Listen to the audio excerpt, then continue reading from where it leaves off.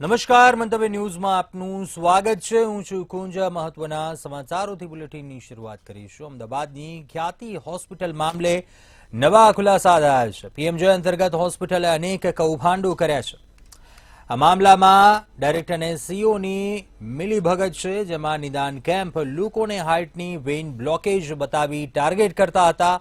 જે બાદ હોસ્પિટલ નજીકના ગામમાં કેમ્પનું આયોજન કરાતું અને ગંભીર સમસ્યા બતાવી ખાનગી વાહનમાં હોસ્પિટલ લઈ આવતા હતા. છેલ્લા 2 વર્ષમાં આ હોસ્પિટલે આર્થિક વિકાસમાં હરણફાળ ભરી છે, જેમાં અનેક લોકો શિકાર બન્યા છે. આ સમગ્ર મામલામાં ડાયરેક્ટર કાર્તિક પટેલ અને CEO Chirag Rajput master mind છે. જો કાર્તિક 21 નવેમ્બર સુધીમાં પરત નહીં આવે તો રેડ કોર્નર નોટિસ જાહેર કરાશે અને ધરપકડ કરાયેલા ડોક્ટર પ્રશાંત વજીરાણી 7 દિવસના રિમાન્ડ પર છે.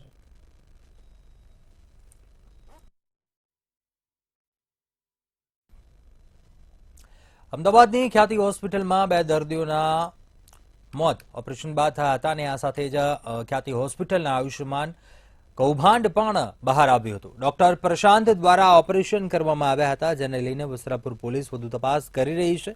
વસ્ત્રાપુર પોલીસે ડોક્ટર પ્રશાંતને લઈને ખ્યાતિ હોસ્પિટલ પહોંચી હતી, જ્યાં તેની ઓફિસ અને ઓપરેશન થિયેટરમાં પણ તપાસ કરાઈ હતી.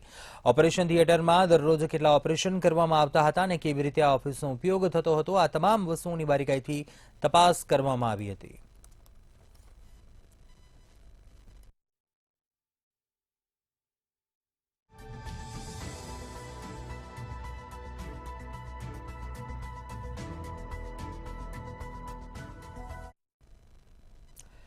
અમદાવાદની ખ્યાતિ હોસ્પિટલ દ્વારા વર્ષ 2022માં ગાંધીનગરના શેરથા ગામે મેડિકલ કેમ્પનું આયોજન કરાયું હતું, જેમાં 17 લોકોને હોસ્પિટલ બોલાવી પરિવારજનોની પરવાનગી વગર 9ના ઓપરેશન કરી નાખ્યા હતા. બસમાં હોસ્પિટલ લઈ ગયા અને રિક્ષામાં દર્દીઓ જાતે ઘરે પરત આવ્યા હતા. ખ્યાતિ હોસ્પિટલના ડોક્ટર કલ્પેશ હંસરાએ ઓપરેશન કર્યું હતું, જેમાં સ્વર્ગીય કનુ પટેલનું મોત થયું હતું. સ્વર્ગીય કનુ પટેલના પુત્રએ તટસ્થ તપાસની માંગ કરી હતી.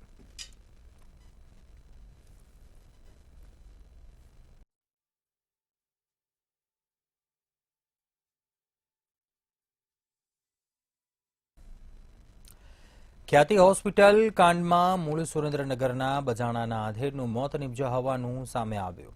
વિનાયકપુરા ગામે મેડિકલ કેમ્પ ખ્યાતિ હોસ્પિટલ દ્વારા યોજવામાં આવ્યો હતો, જેમાં ગણપતભાઈ પોતે સ્વસ્થ હતા અને બોડી ચેકઅપ કરાવવા કેમ્પમાં ગયા હતા. ત્યારે હાજર ખ્યાતિ હોસ્પિટલના સ્ટાફ બસમાં બેસાડી હોસ્પિટલ લઈ જઈ હૃદયની નળી બ્લોક હોવાનું જણાવી ઓપરેશન કરી નાખ્યું હતું અને આ મામલે પરિવારે ના પાડી છતાં પીએમજે યોજનામાં ફોર્મ ભરી ઓપરેશન કરી નાખ્યા હોવાનો પરિવાર દ્વારા આક્ષેપ કરાયો છે. દર્દીની તબિયત 24 કલાક બાદ લથડતા ખ્યાતિ હોસ્પિટલના તબીબોએ દર્દીને સિવિલ હોસ્પિટલમાં રિફર કરી નાખ્યા અને અંતે તેમનું મોત થઈ ગયું હતું.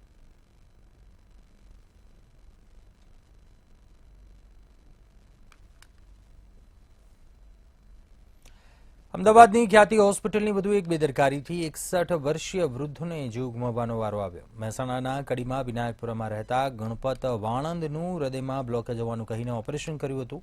ઓપરેશનના 1.5 દિવસ બાદ તબિયત લથડતા સારવાર દરમિયાન મોત થયું. જ્યારે તબિયત લથડતા ખ્યાતિ હોસ્પિટલે યુએન મહેતા હોસ્પિટલ જવા જણાવ્યું હતું. ખ્યાતિ હોસ્પિટલ દ્વારા કડીના વિનાયકપુરા ગામમાં પણ કેમ્પનું આયોજન કરવામાં આવ્યું હતું.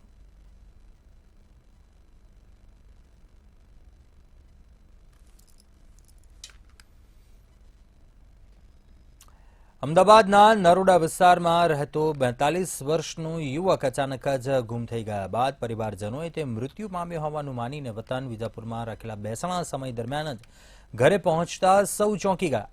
સમગ્ર વિજાપુરમાં ચર્ચાસ્પદ બનેલા આ કિસ્સાને લઈને પરિવારજનો તો ઠીક, પરંતુ સોસાયટીના રહીશોએ પણ ચૂપકીદી સેવી લીધી હતી. એક બાજુ પોતાનો દીકરો જીવિત છે અને ઘરે આવ્યો તેનો આનંદ હતો, ત્યારે બીજી તરફ જેને પોતાના દીકરાની લાશ માનીને અંતિમ સંસ્કાર કર્યા તે કોની લાશ હતી તેને લઈ પરિવારજનો ચિંતા સાથે મૂંઝવણમાં પડી ગયા. સમગ્ર ઘટના અંગે પોતાની પર કોઈ કાર્યવાહી ન થાય એટલે જીવિત આવેલા યુવક બ્રિજેશ સુથાર વિજાપુરના ઘરેથી અમદાવાદ જતો રહ્યો હતો.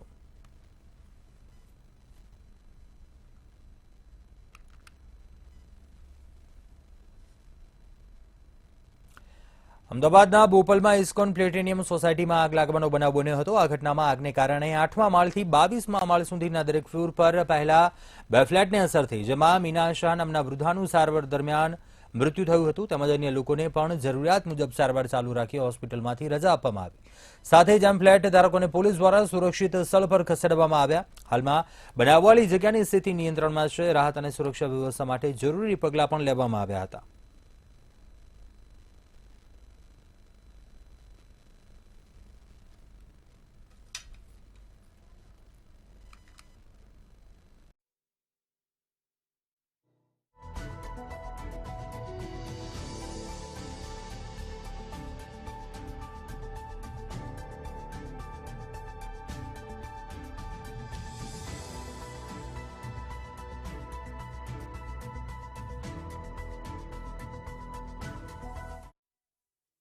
જે પ્રમાણે ઇસ્કોન પ્લેટિનમ નામનું જે બિલ્ડિંગ આવેલું છે ને બિલ્ડિંગની અંદર ગઈકાલે મોડી રાત્રે 8મા માળે જે આગ લાગેલી હતી એન જે બ્લોક છે તેની અંદર ત્યારબાદ તે એમના જે બ્લોક છે એટલે કે સ્થાનિક લોકો છે 200થી પણ વધારે જે લોકો છે તેનું રેસ્ક્યુ છે તેની કામગીરી ફાયર બ્રિગેડ દ્વારા કરવામાં આવી છે. બંને જે બ્લોકના જે રહીશો છે તે હાલ ગઈકાલ રાતથી તે બહાર છે કારણ કે આજે આગ કેવી રીતે લાગી તે અંગેની જે તપાસ છે તે ફાયર વિભાગ તેમજ FSLની જે ટીમ છે તેના દ્વારા કરવામાં આવશે અને સાથે સાથે જ આગ લાગવા પાછળની જે ઘટના છે તેની અંદર જે રેસ્ક્યુ કરવામાં આવેલ તમામ જે લોકો છે તેઓને પણ જે નિવેદન છે તે નોંધવાની કામગીરી છે તે પોલીસ તેમજ ફાયર વિભાગ સંયુક્ત રીતે કરવાનું છે.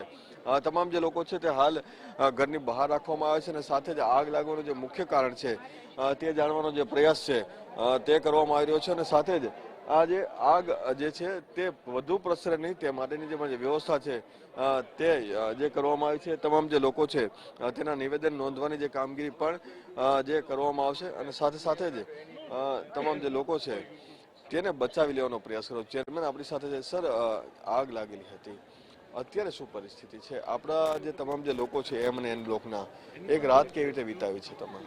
અત્યારે પરિસ્થિતિ ઘણી બધી સારી અને કંટ્રોલમાં છે. એમ અને એન બ્લોકના એમાં એન બ્લોકના લોકો તો સલામત હતા, પરંતુ એમ બ્લોક સંપૂર્ણ બંધ કરી દેવામાં આવ્યો હતો અને તમામ એમ બ્લોકના લોકોને, જે લોકોના રિલેટિવ્સ અહીંયા સોસાયટી બહાર રહેતા હતા, એ લોકો પોતાના અમદાવાદ શહેરમાં ગયા અને જે સોસાયટીમાં હતા લગભગ 70થી 80 જણા જે લોકો હતા એ બધાને અમારા ક્લબ હાઉસની અંદર બેન્ક્વેટ હોલ, અમારું લોન્જ, યોગા રૂમ અને અમારા પોતાના રૂમ્સ છે એ બધું જ ખોલી આપી અને સગવડ ત્યાં આગળ રહેવાની આપી હતી. ફાયરની જે ટીમ છે તે પણ અહીં ઘટના સ્થળે આવી છે, પોલીસ પણ અહીં ઘટના સ્થળે છે અને જે આગ લાગવા પાછળનું જે મુખ્ય કારણ છે અથવા તો આગ લાગ્યા બાદ જે પ્રમાણે રેસ્ક્યુ કરવામાં આવ્યું, રેસ્ક્યુની અંદર તમામ જે લોકોને બચાવવામાં આવ્યા. સાથે સાથે સૌથી મહત્વની વાત એ છે કે આગ લાગવાનું પ્રાથમિક જે કારણ છે શોર્ટ સર્કિટ હોઈ શકે. સાથે જ નાનામાં નાની જે વિગતો છે તે પણ જે તપાસવામાં આવી રહી છે. એટલે કે ટીમ જે છે તે આજે પણ આવી છે. સર, ગઈકાલથી આપણે તપાસ કરી રહ્યા છીએ, અત્યારે પ્રાથમિક શું માહિતી આવી રહી છે? હવે અત્યારે તો અમે રાત્રે જે બચાવ કામગીરી કરી હતી, જે ધુમાડાની અંદર મુંગળાઈ એટલે એને નીચે ઉતારવાની કામગીરી ચાલુ હતી. પછી રાત્રે મોડે સુધી એક સ્ટેન્ડ બાય ગાડી રાત્રે 4 વાગ્યા સુધી રાખવામાં આવેલી હતી. એટલે કે વધારે આગ આગળ ના વધે તે માટેની કામગીરી છે મોડી રાત સુધી ચાલુ. ફાયરના તમામ જે અધિકારીઓ છે તે પણ ઘટના સ્થળે બહુમાળી બિલ્ડિંગની અંદર આગ લાગી હતી. ફાયર વિભાગની જે કામગીરી છે તેના ભાગરૂપે તમામ જે લોકોને બચાવી લેવામાં આવ્યા છે. સાથે સાથે તમામના રેસ્ક્યુને એક આખી રાત જે છે તમામ પરિવારજનોએ બહારની સાઈડ વિતાવી છે તેની માટેની વ્યવસ્થા કરવામાં આવી છે. હાલ આ તમામ જે સમગ્ર ઘટના છે તેની આગ કેવી રીતે લાગી તેની તપાસ પણ ફાયર અને પોલીસ બંને સંયુક્ત રીતે ચલાવશે. અને મહત્વપૂર્ણ સમાચાર સુરતથી સામે આવી રહ્યા છે. સુરત ક્રાઇમ બ્રાન્ચની ટીમને મોટી સફળતા મળી છે. સુરત ક્રાઇમ બ્રાન્ચને સરાહનીય કામગીરી. શહેરમાંથી 2 વિસ્તારોમાંથી MD ડ્રગ્સ ઝડપી પાડ્યું છે. નશાના વેપલાને ઝડપી પાડ્યો છે. કરોડોના રૂપિયાનું MD ડ્રગ્સ ઝડપી પાડ્યું છે. સુરત ક્રાઇમ બ્રાન્ચની આ કાર્યવાહી. જહાંગીરપુરામાંથી 1 કિલો ડ્રગ્સ સાથે 2 લોકોની ધરપકડ કરી છે. આંતરરાષ્ટ્રીય કિંમત ₹57.37 લાખથી પણ વધારે હોવાનું હાલ જણાવાઈ રહ્યું છે. આ બંને આરોપીઓ કોસંબાથી ડ્રગ્સ લાવતા હતા. હાલ આ બંને નશાના વેપલા કરનાર શખ્સોને ઝડપી પાડવામાં આવ્યા છે. તો બીજી ટીમ દ્વારા પણ કાર્યવાહી કરાઈ. 554.82 ગ્રામના MD ડ્રગ્સ સાથે આરોપીઓને ઝડપી પાડ્યા. વધુ વિગતો મેળવે સંવાદદાતા રાબિયા પાસેથી. રાબિયા, સુરત ક્રાઇમ બ્રાન્ચનો સપાટો કહી શકાય, નશાનો વેપલો જે ધમધમી રહ્યો હતો, આરોપીઓને ઝડપી પાડ્યા છે, શું વિગતો છે? નો ડ્રગ્સ ઇન સુરત સિટીની જે મુહિમ ચાલી રહી છે સુરત પોલીસની, એ મુહિમ અંતર્ગત સુરત ક્રાઇમ બ્રાન્ચે પર એકવાર મોટી સફળતા મળી છે. બે અલગ અલગ ટીમોએ એક જ રાતની અંદર 2 વિસ્તારોમાંથી કરોડો રૂપિયાનું એમડી ડ્રગ્સ પકડી કાર્યવાહી કરી છે. ત્યારે એક ટીમ જહાંગીરપુરા વિસ્તારમાંથી પકડવામાં આવી છે. 1 કિલોના એમડી ડ્રગ્સ સાથે જે છે પકડવામાં છે. ત્યારે આંતરિક લેવલે કિંમત ₹97,038 ખાસ જાણવા મળી રહી છે. ત્યારે બંને આરોપીઓ કોસંબાથી એમડી ડ્રગ્સ લાવી સુરતમાં સપ્લાય કરતા હતા. જો કે બંને આરોપીઓ પોલીસને બાઇક મૂકી શેરડીના ખેતરમાં ભાગ્યા હતા, પરંતુ સુરત પોલીસ દ્વારા તેમને પકડી પાડવામાં આવ્યા છે. આ જ રીતે જે બીજો મામલો સામે આવી રહ્યો છે, કોસંબા પોલીસ સ્ટેશનમાં મારામારી, ચેન મોબાઈલ સ્નેચિંગ આ તમામના ગુના પણ આરોપીઓના નોંધાયા છે. આમ સુરત પોલીસ દ્વારા 3 આરોપીઓને મુંબઈના નાસાપોરા કહી શકાય કે નારાસોપારા જે છે ત્યાંથી એમડી ડ્રગ્સ લાવ્યા હોવાની પણ પૂછપરછમાં ખબર પડી હતી. આશ્ચર્યની વાત છે કે જે પકડાયેલો આરોપી છે ઇરફાન પઠાણ, તે રાજસ્થાનમાં બીકોમનો અભ્યાસ કરી ચૂક્યો છે. ગણેલો આરોપી છે, છતાં પણ આ રીતે ડ્રગ્સના વેપલામાં તે આવ્યો હતો. કેવી રીતે આવ્યો, કોને વેચવાનો હતો, આ તમામને લઈને જે છે સુરત પોલીસ દ્વારા જે છે તપાસ કરવામાં છે. તમામ આરોપીઓ એમડી ડ્રગ્સ ક્યાંથી લાવ્યા, કોની પાસેથી લાવ્યા, સુરતમાં તેઓ ક્યાં આપવાના હતા, યુવા ધનને તેઓ કેવી રીતે બરબાદ કરવાના હતા, આ તમામની કડક પૂછપરછ જે છે અત્યારે થઈ રહી છે. હાલ તો સમગ્ર મામલે પોલીસે આરોપીઓ વિરુદ્ધ NDPS એક્ટ મુજબનો ગુનો નોંધી આગળની તપાસ હાથ ધરી છે. જી ચોક્કસથી રાબિયા, આભાર જાણકારી આપવા બદલ. તો સુરતમાંથી આ 2 આરોપીઓને ઝડપી પાડવામાં આવ્યા છે.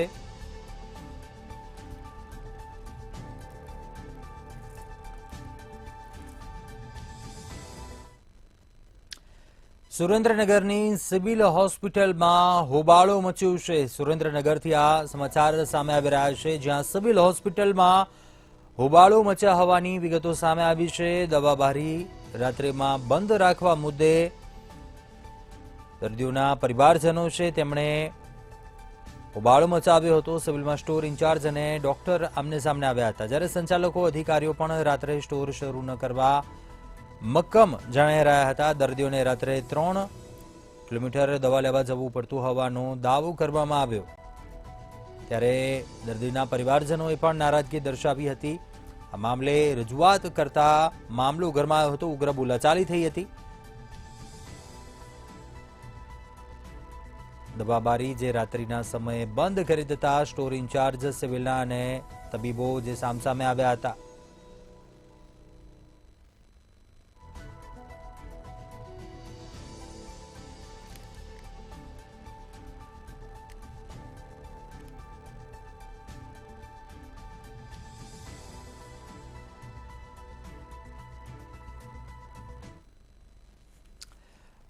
આગળ વાત કરીએ, અરવલ્લીમાં ગોજારો અકસ્માત સર્જાયો. અકસ્માતની ઘટના સામે આવી છે અરવલ્લીથી, જ્યાં સતત બીજા દિવસે ગમખ્વાર અકસ્માત સર્જાયો. માલપુરના ભેમપુર પાસે કાર અને બાઇકનો અકસ્માત થયો હતો.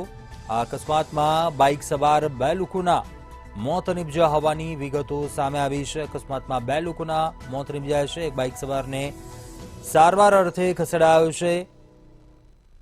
આ બંને મૃતકો શ્રમિક હોવાની પ્રાથમિક વિગતો સામે આવી છે. અરવલ્લીમાં સતત બીજા દિવસે અકસ્માતની ઘટના.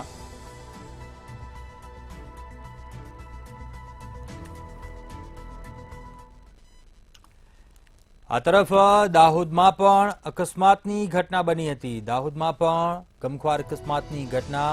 ગરબાડાના દેવધા ગામે અકસ્માત સર્જાયો હતો. કારના સ્ટીયરિંગ પરથી કાબુ ગુમાવતા કાર જે ઝાડ સાથે ધડાકાભેર અથડાઈ હતી. એ કાર અથડાતા 2 વ્યક્તિના મોત નિપજ્યા છે. 3 ઈજાગ્રસ્ત, જેમને સારવાર માટે હોસ્પિટલ ખસેડવામાં આવ્યા. 3 લોકો ઈજાગ્રસ્ત હતા ઘટનામાં, જેમને વધુ સારવાર માટે હોસ્પિટલ ખસેડાયા. ઘટનાની જાણ થતાં પોલીસ કાફલો સ્થળ ઉપર પહોંચ્યો હતો. અકસ્માત સંદર્ભે વધુ તપાસ હાથ ધરી હતી. દાહોદના ગરબાડાના દેવધા ગામે આ અકસ્માત સર્જાયો હતો, જ્યાં કારના સ્ટીયરિંગ પરથી કાબુ ગુમાવતા કાર ધડાકાભેર ઝાડ સાથે ટકરાઈ હતી.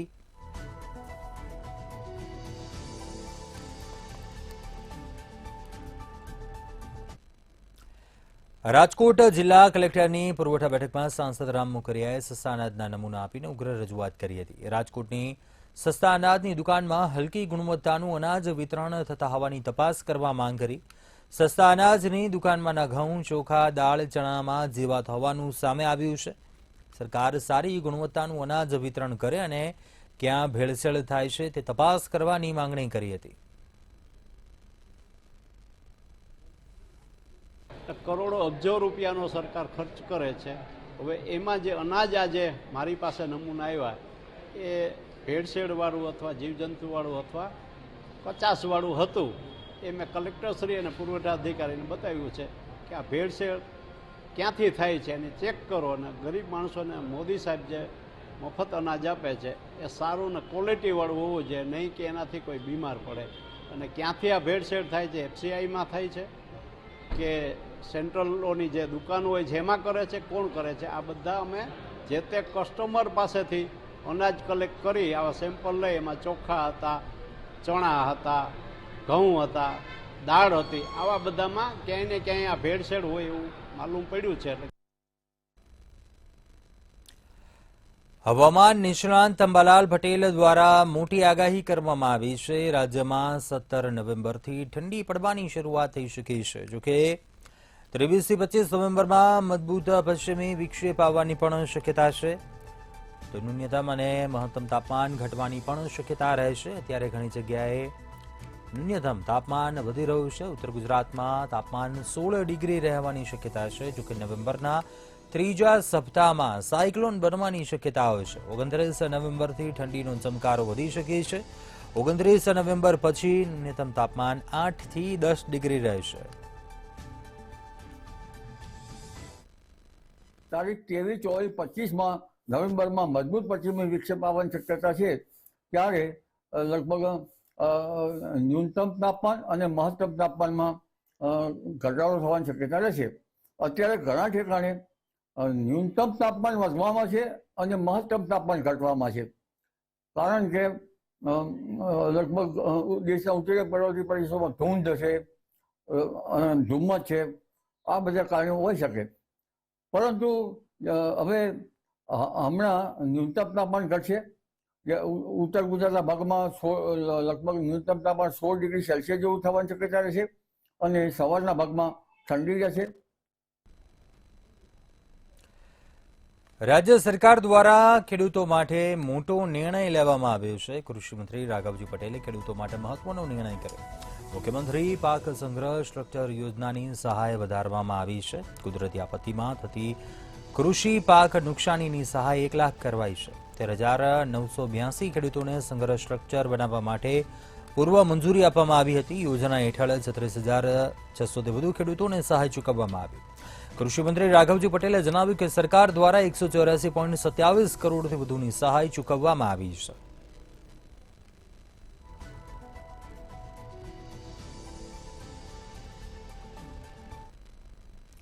બનાસકાંઠાના ભાભરમાં દેશની પ્રથમ ગૌમૂત્ર ડેરીનો આરંભ કરવામાં આવશે. તમે અત્યાર સુધી માત્ર દૂધની ડેરી જોઈએ છે, પરંતુ ભાભરના જાગૃત ખેડૂત દ્વારા દેશની સૌપ્રથમ ગૌમૂત્ર ડેરી શરૂ કરવામાં આવી છે. ગૌપાલકોને દર મહિને 18 લાખનું ગૌમૂત્રનું વેચાણ કરશે, જે પશુપાલકોને દૂધની જેમ ગૌમૂત્રના પૈસા આપશે. ઓર્ગેનિક ખેતી કરતા ગૌપાલકો માટે આ ડેરી ઉપયોગી બનશે. ડેરીમાં રોજ 10,000 લીટર ગૌમૂત્રમાંથી પ્રવાહી જૈવિક ખાતર બનાવવામાં આવશે. તેમજ ડેરીથી પશુપાલકો અને મજૂર વર્ગને રોજગારીની તક પણ મળશે.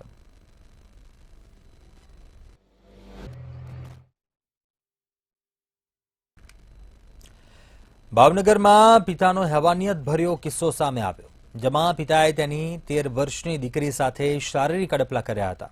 આ સમગ્ર કરતૂતનો પત્નીએ ભાંડો ફોડ્યો હતો. પત્નીએ પતિ વિરુદ્ધ બોરતળાવ પોલીસ મથકે ફરિયાદ નોંધાવી. ત્યારે પોલીસે ફરિયાદ નોંધી આ મામલે વધુ તપાસ હાથ ધરી છે.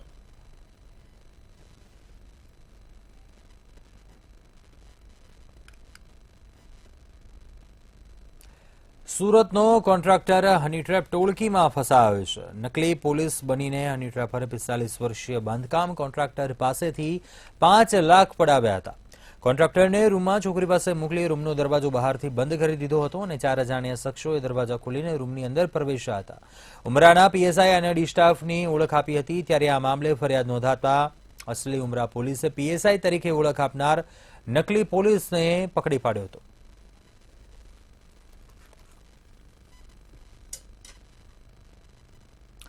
નડિયાદ કમલમ ખાતે અમૂલ્ય વિવાદ મામલે બંધ બારણે બેઠક યોજાઈ હતી.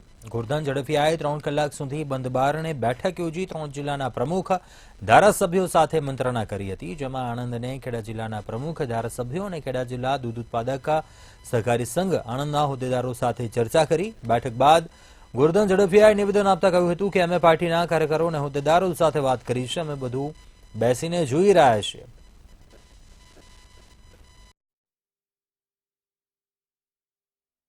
તો અમારી તો પાર્ટી છે. પાર્ટી ચલાવવા માટે અમારે જે કંઈ જરૂરી કરવું પડે જરૂરી સૂચનાઓ આપતા હોઈએ છીએ એનો એક ભાગ છે. બીજું જે રીતના ભાજપના જે પૂર્વ ધારાસભ્યો છે એમના દ્વારા બળવો કરવામાં આવે છે એમની પર કોઈ એક્શન લેવાશે કે કેમ છે? અમે બધું જ અત્યારે બેસીને જોઈ રહ્યા છીએ. જેનો મુખ્ય હેતુ કઈ નહીં, બધાને મળવાનું થાય. આણંદમાં ઉમરેઠના પણસોરા ગામે વાનરનો આતંક સામે આવ્યો છે. વાનરે 2 દિવસમાં 10 વધુ લોકોને બચકા ભર્યા હતા. માર્ગ પર જતા આવતા રાહદારી પર હુમલો કરી વાનર પલાયન થઈ જતો હતો. ઘર પાસે કામ કરતી મહિલા પર વાનરે હુમલો કરતા તેમને 30 ટાંકા આવ્યા હતા. જ્યારે ઇજાગ્રસ્ત લોકોએ પણસોરા સરકારી હોસ્પિટલમાં સારવાર લીધી હતી. વાનરના આતંક સામે આવતા ગામમાં ભયનો માહોલ ફેલાયો. ત્યારે વન વિભાગે 8 કલાકની જહેમત બાદ તોફાની વાનર પાંજરે પૂર્યો હતો.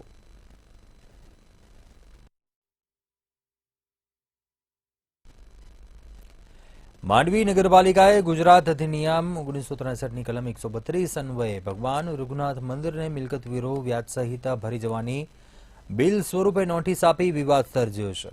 મંદિર મસ્જિદ પર મિલકત વેરો લેવામાં આવતો ન હોવા છતાં નોટિસ આપતા તપાસ કરતા પાલિકા વેરા વસૂલાત શાખાએ ભૂલથી બિલ સાથેની નોટિસ અપાયા હોવાની સ્પષ્ટતા કરી હતી.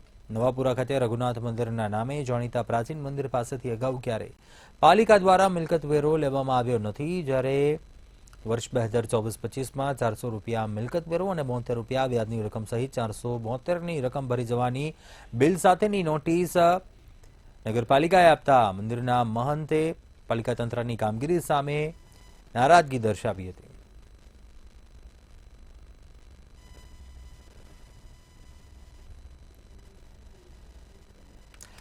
મહારાષ્ટ્રની વિધાનસભા ચૂંટણીમાં વલસાડના જિલ્લાના હોમગાર્ડની ટીમને મહારાષ્ટ્ર માટે રવાના કરવામાં આવ્યા. વલસાડથી 250 હોમગાર્ડ 5 માનદ અધિકારીઓની ટીમ રવાના કરવામાં આવી. જેઓ મહારાષ્ટ્ર વિધાનસભા ચૂંટણીમાં 16 તારીખથી 21 નવેમ્બર સુધી ફરજ બજાવશે. મહારાષ્ટ્રમાં શાંતિપૂર્ણ માહોલમાં ચૂંટણી પૂરી થાય તે માટે વલસાડથી પણ સુરક્ષા જવાનો તૈનાત રહેશે. આગામી 20 નવેમ્બરે મહારાષ્ટ્ર રાજ્યની ચૂંટણી વિધાનસભાની યોજાવા જઈ રહી છે. તેમાં ગુજરાતમાંથી 10,000 જેટલા હોમગાર્ડ જવાનો પોતાની ફરજ બજાવવા જઈ રહ્યા છે. તેના સાથે 200 અધિકારીઓ બી પોતાની ફરજ બજાવશે. તે અર્થે મહારાષ્ટ્ર રાજ્યના ધુલે જિલ્લામાં વલસાડ જિલ્લામાંથી 250 હોમગાર્ડ જવાનો તેમજ 5 અધિકારીઓની ટીમ પણ આજ રોજ રવાના થવા જઈ રહી છે. તેઓ તારીખ 16 થી તારીખ 21 દરમિયાન પોતાની ચૂંટણીમાં ફરજ બજાવશે. આણંદમાં પેટલાદના ધર્મદમાં ચોરીઓનું પ્રમાણ વધતા ગ્રામજનો દ્વારા પોલીસના આવેદનપત્ર આપીને રજૂઆત કરાઈ છે.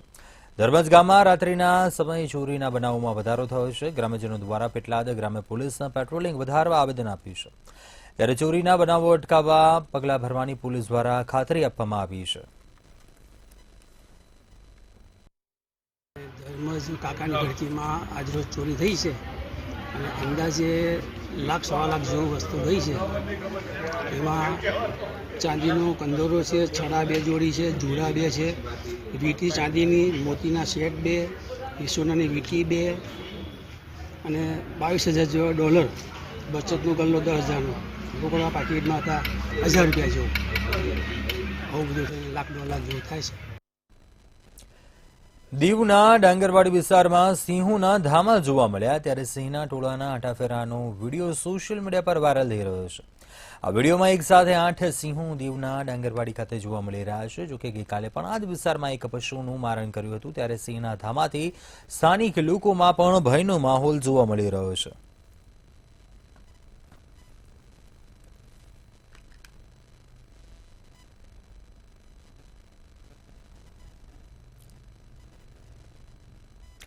અત્યારે હાલ બુલેટિનમાં બસ આટલું. બધું સમાચાર માટે આપ જોતા રહો મંતવ્ય ન્યૂઝ. નમસ્કાર.